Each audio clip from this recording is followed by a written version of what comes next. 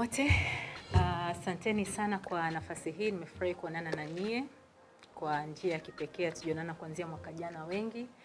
Na vile vile nimefurahi kuonana na nyie katika kazi na katika uwigo ambao unatuweza kutufanya tukawa na sababu ya kuonana. Maana watu wengi wanapendaga kuonana wakiwa hawana kitu. Mimi ninapoita press conference namna hii, ninapoitwa kwenye press conference namna hii, napendaga niende nikiwa nina jambo. Sasa leo dada yenu Irene Paul the Naturalista na host wa Wa Milele, kama mlivyosikia bosi wetu alivyosema hapa, tuna jambo letu.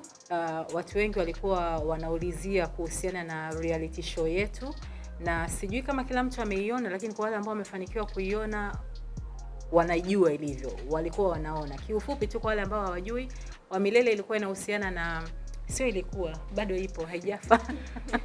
Wa Milele inahusiana na ndoa, changamoto zake, yaliyomo yamo, yani kila kitu kilichomo katika ndoa. Siri zote zilikuwa zinaletwa nje. Yani nyumba, kama mnavyojua, nyumba inakuta 4 na paa. Kinachotokea ndani hakuna anayejua zaidi ya mwanandoa. So sisi tuliweza kufungua ile milango ya zile ndoa ambazo zilikuwa zimechaguliwa, na kila mmoja wao alikuwa analeta kinachoendelea katika ndoa yake. Mwisho wa siku tukawa tunaleta uhalisia wa ndoa yao ama ndoa zao mbele yao, changamoto zao, ups and downs na kila kitu. Na kikubwa kuhusiana na reality show yetu ilikuwa ni real. It's one among the best projects ambazo nimeshawahi kufanya. Producers, nimetoka kuongea na bosi wangu hapa, anasema kwamba ni Gen Z. Ni show ambayo reality show ilikuwa imetengenezwa na Gen Z. Hawako kwenye ndoa wengi, ingawa hata wale walikuwa wanashiriki wanandoa walikuwa ni Gen Z wengi. Kwa hiyo tukaleta ndoa za Gen Z pale, tukaona je, zina tofauti na sisi wa age go, wanapambana na vitu gani, wanastahimili vitu gani, wanapitia mambo gani. Na kiukweli kwa upande wangu kama msanii ambaye nimekaa katika tasnia almost miaka 15, maana kuna utofauti mkubwa sana kuanzia katika production, katika show ilivyokuwa inafanyika. Na hii ilikuwa ni mara yangu ya kwanza kuwa kama host. Mimi ni mwandishi wa habari kama nyie, nimesomea, lakini uandishi wangu wa habari ndo ukaletwa in reality, kipaji changu kikaletwa. Na ilikuwa ni mara yangu ya kwanza, lakini nilifanya katika hali ambayo ilinipa ujasiri zaidi kwa upande wangu. Ila vitu nilivyokutana navyo kule vilikuwa sio vitu vidogo. Kwa wale waliofuatilia ndoa, changamoto zilikuwa ni nyingi sana. Ndoa zina drama, na kupitia reality show yetu ya Wa Milele tuliona hivyo vyote bila kuchuja chochote. Kulikuwa na wanandoa ambao wana changamoto za uzazi, kulikuwa na wanandoa ambao wana changamoto za wivu, kulikuwa na wanandoa ambao wanaamini wanaishi hivi pamoja lakini kila mtu yuko kivyake. Wako pamoja miaka karibia 10, lakini hawajijui kwamba kila mtu yuko, yani ndoano. Umeelewa? So tulizileta zile. Mwanamke anaona 9, mwanaume anaona 6. Ukisimama kwa mwanamume unaona mwanamke yuko sawa, ukisimama kwa mwanamke unaona mwanaume yuko sawa. So hivyo vitu vyote vililetwa wazi na kila mtu alijifungua. Kuna waliopona, kuna walio ambao ilikuwa tia maji, kuna walio ondoka pale wakiwa na jibu lao kwamba je, huyu nilie naye. Hata wewe, napenda kusema hata wewe ambao unanitazama, huyu aliyekuoa, mpenzi uliye naye, una uhakika ni wa milele? Unaishi naye kila siku lakini moyoni unajua kinachoendelea? Mfano mzuri nilikuwa na mtu kama John, one of my best cast. Yeye alikuwa anasema kwamba yuko katika ndoa na mume wake muda mrefu na amezaa, lakini anatamani kumuua mtoto wake afe. Na ni wadogo, very young. Sababu zipi alizitoa? Kwa wale waliona Wa Milele walizijua, lakini kama hujaona bado una nafasi ya kuangalia kupitia Showmax. Bado ipo season 1, iko pale mwanzo mpaka mwisho. Na kwa siku ya leo sitakuwa mwongeaji mkubwa sana, lakini one of the best thing, namshukuru Mungu alhamdulillah katika kipindi cha mwezi mtukufu kwamba kwa mara ya kwanza reality show ya ukweli, zingine zote weka chini, this was a reality show. Mimi napendaga kufanya vitu ambavyo viko legit. Hata katika uigizaji wangu naambiaga tunapenda kuigiza kama nilivyo. Nikicheka nacheka kama ninavyocheka kama Irene Paul. So one among the reasons ilionifanya nifanye kazi na timu ya Wa Milele ni uhalisia. Napenda sana uhalisia. Sipendi fake. Hii ndio reality show. Yaani wakulia analia, wakupiga anapigana kweli. You understand? So ukiangalia hii reality show siisifi kwa sababu mimi ni host, ilikuwa ni reality show ya ukweli.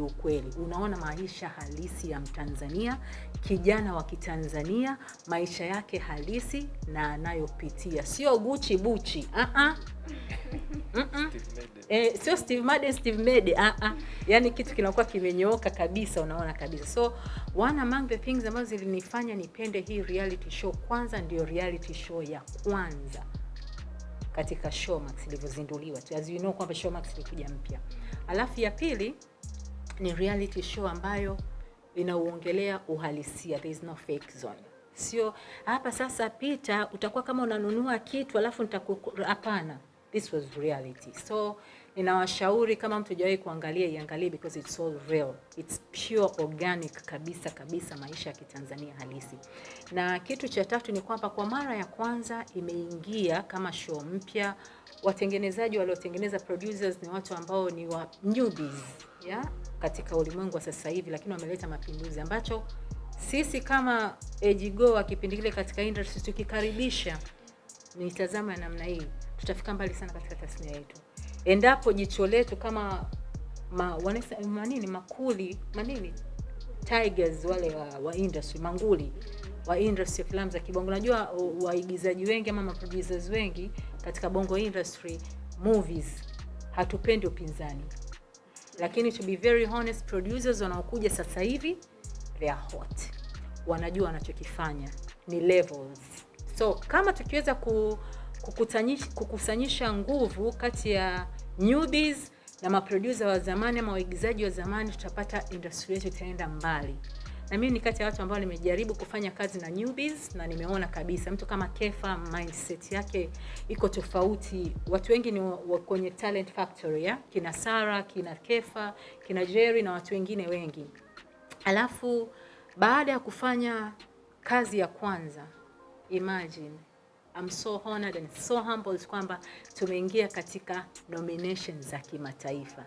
Nimefanya kazi katika international, katika bongo movie muda mrefu. Sijawahi kuwa nominated hata siku moja. You see? So mnaweza mkanielewa, hii ni mara ya kwanza na kuwa nominated katika kazi ya kimataifa. You understand? So for me it's an honor kwamba at last, hata kama sijawahi kuwa nominated kama msanii, lakini nimeweza kuwa nominated katika reality show as a presenter. You understand? So at the end of the day, kwangu ni heshima kubwa sana, na ninafikiri ni heshima kubwa sana katika industry nzima ya bongo movie.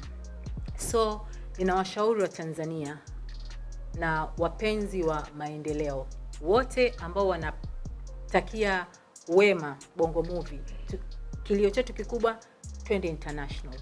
Hii ndio international. AMVCA mwaka huu tuzo zimekuja kwetu category 2, show moja. Nyingine ya Amiri, all the best brother, lakini I'll stick to wa milele. Tumekuwa categorized katika categories 2. Kwa Tanzania hizi tuzo zimetupita sana, lakini sasa hivi tumezipata kwa mpigo. Ninaomba sana, kama kweli unatupenda, kama kweli unaipenda Tanzania, Tanzania ni cha kwetu kama tunavyojua, basi huu ndio wakati wa sisi kupambana kwa pamoja. Kupambana kwa pamoja. Tusaidiane kupiga kura kupitia website ambayo tutaitoa kupitia kiongozi wangu hapa, na baada ya hapo tafadhalini we make sure kwamba we vote, we bring it home. Thank you so much. Ila jiulize uliye naye wa milele.